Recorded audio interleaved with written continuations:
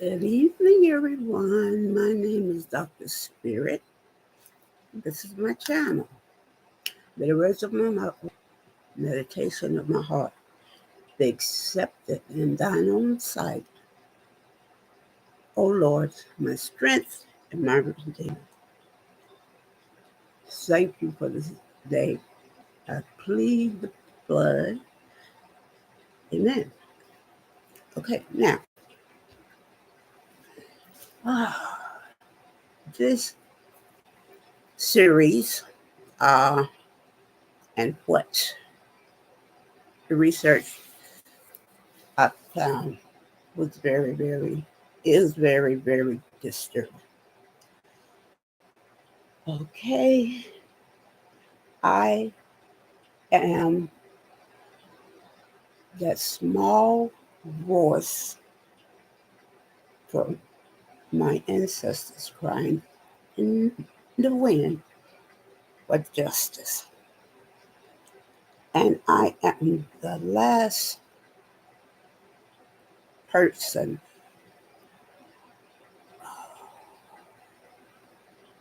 at the end of the line for their descendants. So I am the voice for them for justice. And long as they're crying out to me, I will continue to use my voice to enact change. Okay? So now let's see here for the information. Let's see, where is it? The notes. Okay, this is, oh my God. The people, the European people are something else. And that is not in a good way. Okay? I don't know how to put it.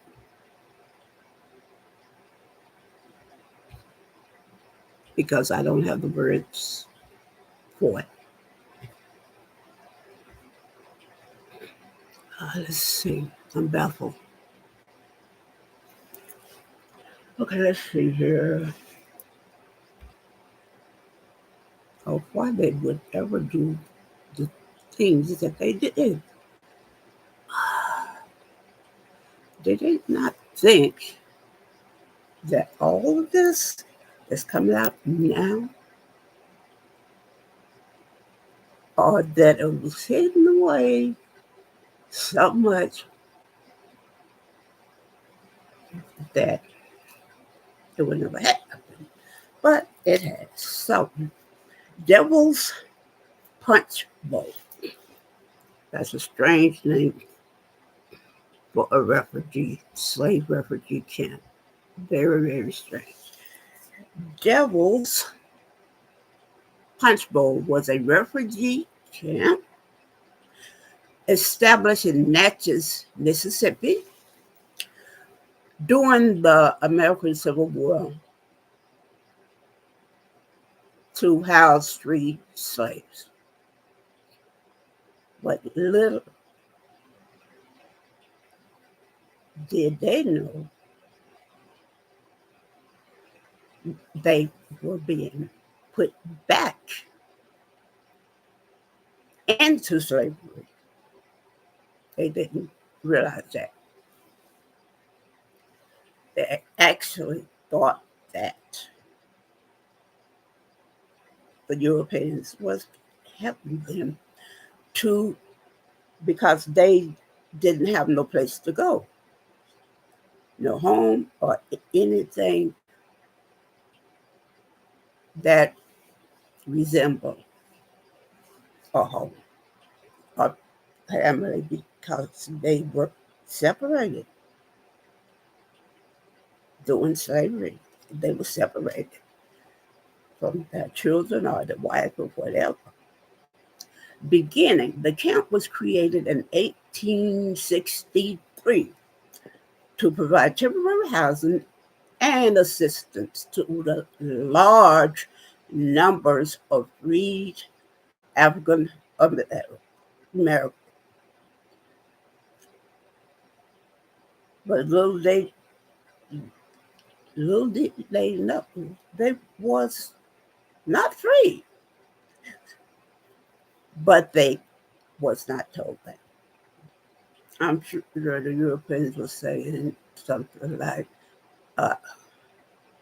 "We're helping you if you come here and stay blah blah blah blah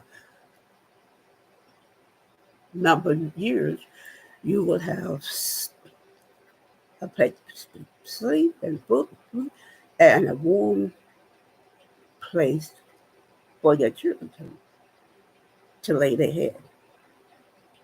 That was a lie. Okie dokie dokie. Government involvement. The Union Army established the camp to manage the influx of freed slaves seeking refuge. Oh, wow. The decision was part of the broader effort to support and protect newly freed individuals during the tumultuous period of Reconstruction. Yep. That was all a lie. Okay, the Europeans was not doing anything to help my ancestors, believe me. No, this was a way to get work for the plantations. And but it was under, yeah, they had to keep it on the down low. And they did until it was found out. And I'm giving you already did on this. Okay. Let's see, government involvement. Prevent the slaves from the thinking behind this was to provide immediate relief. Yeah, that was for you, Europeans. And prevent the freed slaves from falling into destitution and being exploited by others. You was doing it,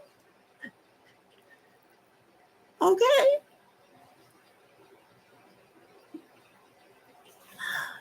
It's ridiculous.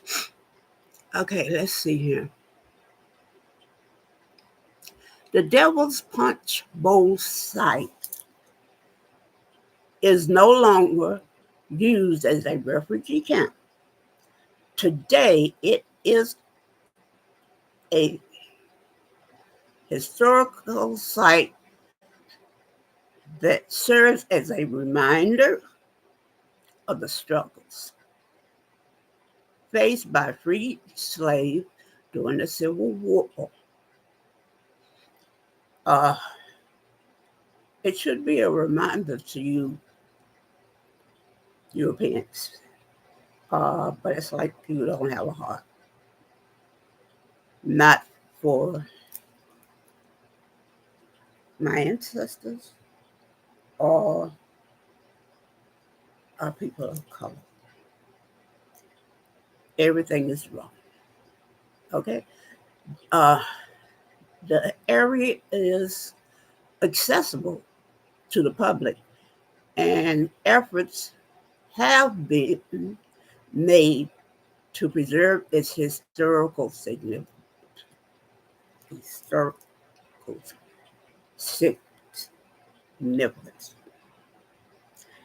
And conclusion. Okay.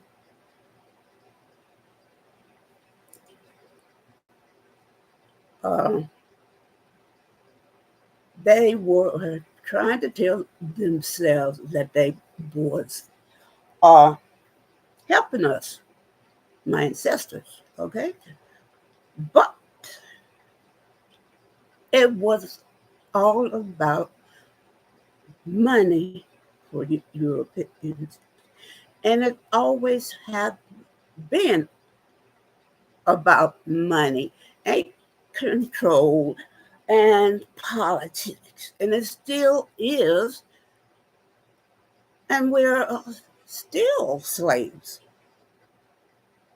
to this because the more the Europeans get money and power, the more they want more and more and more. And they would do anything. The Europeans uh, are good liars and keeping secrets. And that's how it began for years. But it's unraveling. The more I research, the more I get a puzzle piece and I go to that puzzle piece and put it into the puzzle. I'm getting more truth about the way our ancestors were being treated and the way their descendants are being treated. And it's just a different type of enslavement. The only 1% of the 1% of the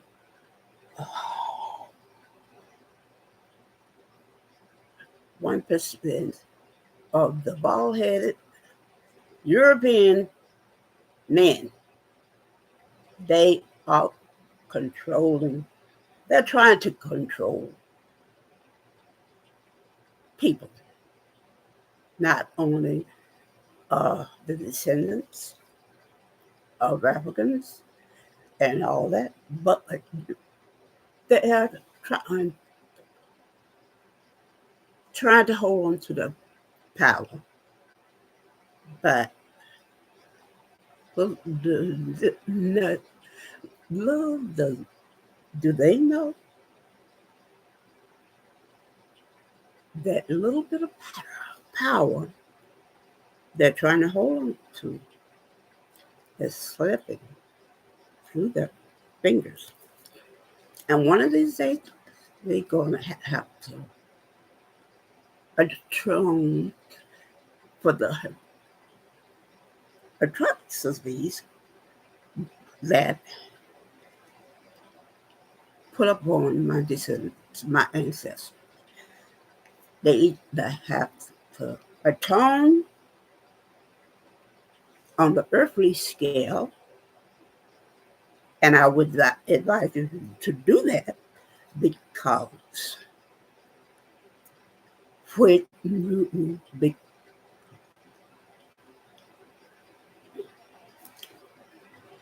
when you are in the presence of the divine, I don't know what will happen, but God will judge you. So I will say, I will bring you more information on this, and I thank you for watching. And please share this with others and take care of yourself and each other. And I will say good night. I will have to film one or two more things and I am going to bed because, oh gosh,